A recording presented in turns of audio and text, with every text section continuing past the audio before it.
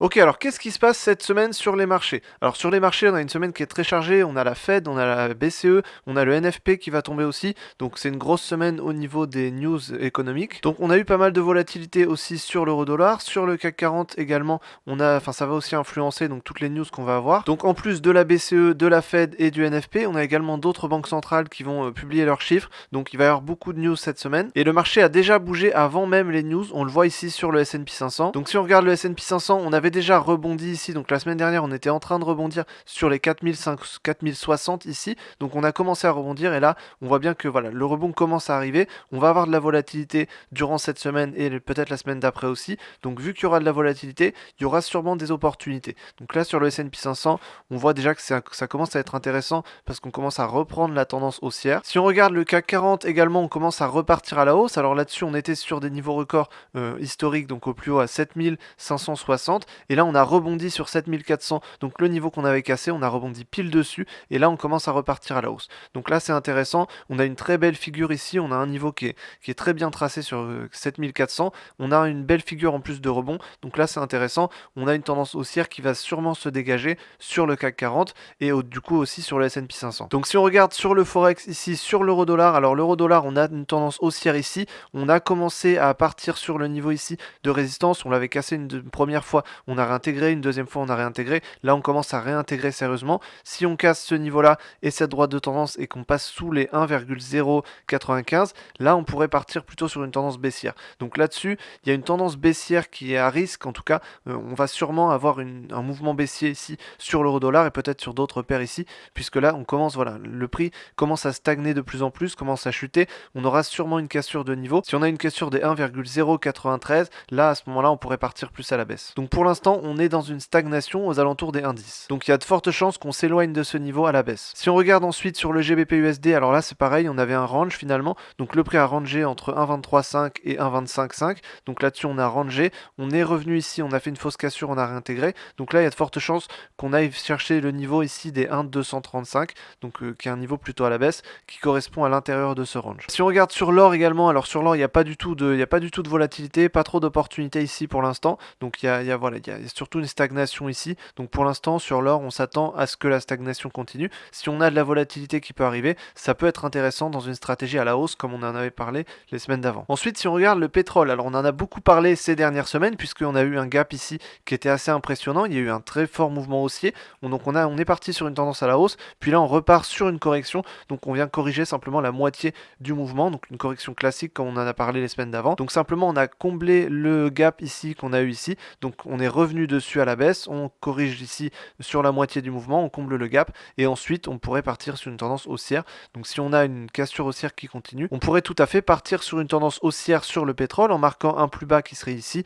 et en marquant un nouveau plus bas qui serait un peu plus haut, au-dessus de 84 ou 86. Ensuite si on regarde les crypto-monnaies, alors sur les crypto-monnaies c'est un peu dommage, on a eu pas mal de mouvements baissiers, mais en tout cas on a surtout une grande stagnation. Donc on a eu des mouvements à la hausse, des mouvements à la baisse, ce qui marque une stagnation puisqu'on revient à chaque fois sur les niveaux qui sont en face. Donc là pareil, on a un niveau ici des 29 000, on revient sur ce niveau et on revient vers le niveau des 27 000. Donc pour l'instant on stagne entre 27 000 et 31 000.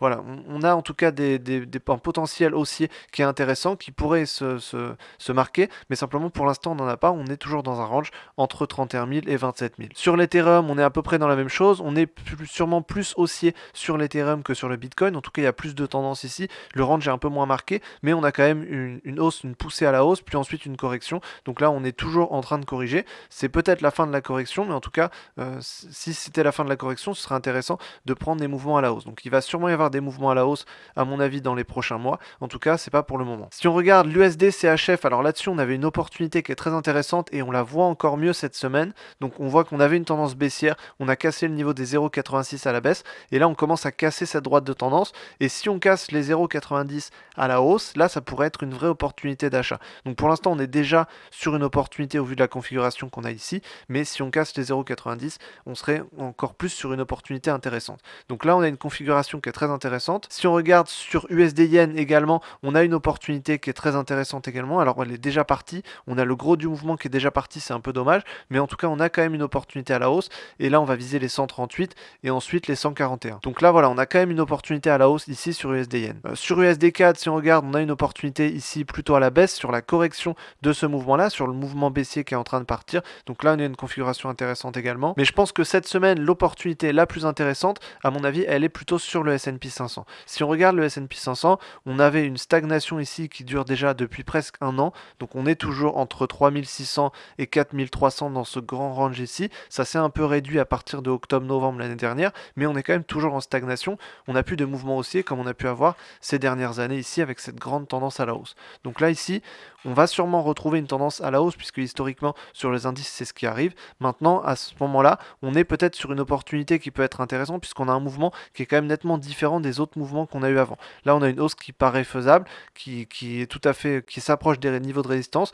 On pourrait rebondir dessus, puis ensuite casser ce niveau de résistance. Et là on pourrait partir sur des niveaux plus hauts, sachant qu'on a déjà eu des niveaux historiques sur le CAC 40. Donc là on pourrait en avoir un peu plus ici. Et ensuite il faudrait qu'on casse le niveau ici des 4300. Et là on partirait sur une vraie tendance à la hausse avec peut-être des nouveaux records qui pourraient arriver dans quelques années. Donc pour moi il y a une opportunité ici au niveau de l'investissement puisque le S&P 500 va reprendre le marché. Donc là ça va être intéressant, il va falloir suivre le dollar, les indices et également les actions. Et ensuite les opportunités sur USD-CHF, USD-Yen, USD-CAD, Euro-USD, là ça peut être intéressant également. Voilà, donc j'espère que je t'ai aidé dans cette vidéo à mieux voir comment vont les marchés cette semaine. Donc il y a beaucoup d'actualités, beaucoup de news cette semaine, donc beaucoup de volatilité. Donc ça peut être intéressant, il faut faire attention à ce qu'on prend, mais on peut faire de l'argent assez facilement cette semaine si on est capable de prendre la volatilité. Si tu veux apprendre le trading, savoir comment faire pour profiter de cette volatilité, tous les liens sont dans la description. Donc j'espère que je t'ai aidé dans cette vidéo et je te dis à la prochaine dans une autre vidéo. Salut!